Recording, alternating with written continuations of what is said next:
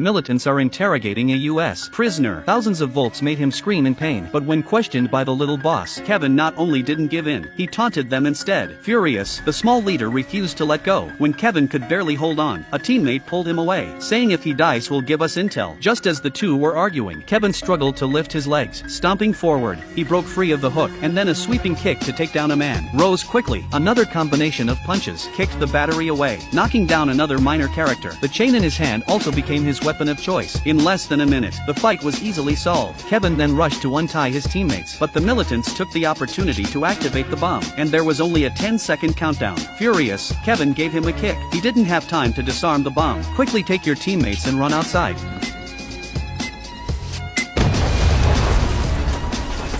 Although they dodged the explosion, but Kevin was stabbed in the back by shrapnel. 3 years passed in a blink. Kevin returned home after he was discharged from the army. He lives happily with his family, now stripped of his special ops aura. Found work as a security guard at the local stadium. That day, a pro basketball game was held. It drew thousands of spectators. Even the rich girl Lena and her boyfriend were there. The mayor came to greet them. Since it was a great chance to attract investment, Kevin used his position to bring his two daughters into the scene. After he got his daughters settled, officially started work. Then the security chief noticed the stadium's surveillance feed lost signal, so the supervisor immediately contacted the maintenance staff. Soon the maintenance staff arrived at the scene, but no one would have guessed. They were a group of well-trained robbers. The security guard at the entrance questioned, "Need so many people for one camera?" William, the leader of the group, gave an excuse to get away with it. After the guard asked the supervisor and let the robbers into the server room, each of them took a suitcase. Inside were laptops and 3D printing equipment. Because the stadium is equipped with metal detectors, so they couldn't bring in their weapons. They could only make them here on site. Soon the parts are printed out and then assembled into a pistol. Although this pistol is not powerful, it's enough to control the scene. Then the robbers changed into security uniforms. They started to move. A group of robbers disguised themselves as stadium security. While everyone was watching the basketball game, they quickly took out the real guards in the gatehouse. Then they headed straight to the VIP room. A shot took out the guard at the door. Using his palm print, they opened the door. Inside were the mayor and the wealthy woman Lena. William was ruthless, blew the mayor's head off on the spot. Everyone was stunned. No one expected him to be so brutal. William's goal wasn't to kill the mayor, but to blackmail Lena for $200 million. A female robber handed her a phone to perform facial recognition, but due to the large amount, the money would take at least 30 minutes to arrive. Meanwhile, Kevin noticed his younger daughter was missing. It turned out she had gone to the bathroom alone and happened to see the robbers attacking the guards. Seeing she was spotted, the girl ran away in fear. Unfortunately, caught by the robbers, Kevin didn't find his daughter in the toilet and immediately tracked her location. The robbers heard footsteps and guessed the girl's VIP card had a tracking chip. Bald had asked his partner to lure him away. While he took the girl upstairs, Kevin followed the tracker to the gym. The robber tried to ambush him, but got punched instead. Kevin thought it was a colleague and quickly apologized, but seeing the gun on the floor, he realized something was wrong. He kicked the robber down, picked up the gun, and demanded his daughter's location. Unexpectedly, the guy wasn't fazed, because the gun required a fingerprint to unlock. The robber took the chance to attack Kevin. They quickly grappled, but he was no match for Kevin, killed instantly with an over-the-shoulder throw. Then his colleague Tom walked in,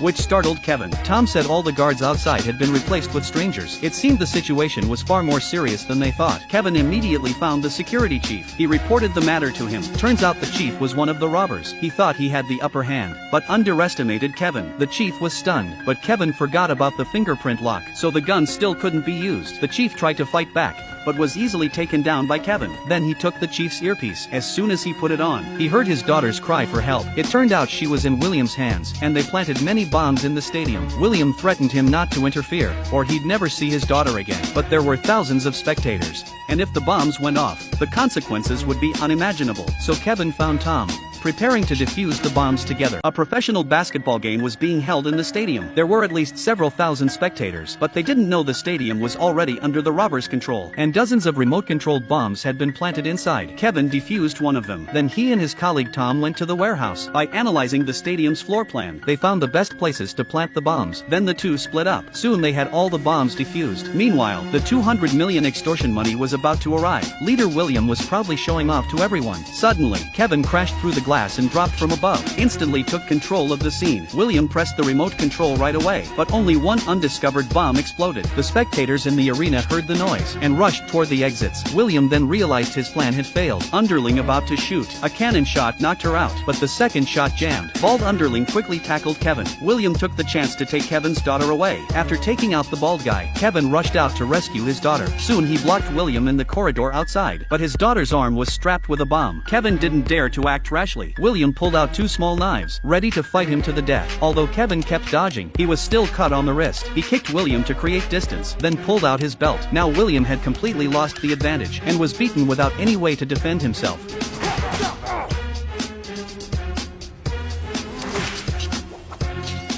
The stubborn William wildly stabbed with the knife. Kevin couldn't dodge in time, and was stabbed in the thigh. The situation instantly turned around. Seeing her father at a disadvantage, the girl gave a hard kick. William couldn't get up because of the pain. Kevin wrapped his wound with clothes, then pulled out the knife, and removed the bomb from his daughter's hand. Seeing this, William tried to escape, but was shot by Lena, who arrived just in time. Kevin was no longer merciful. He nailed the bomb to William's chest, then he turned and kicked him off.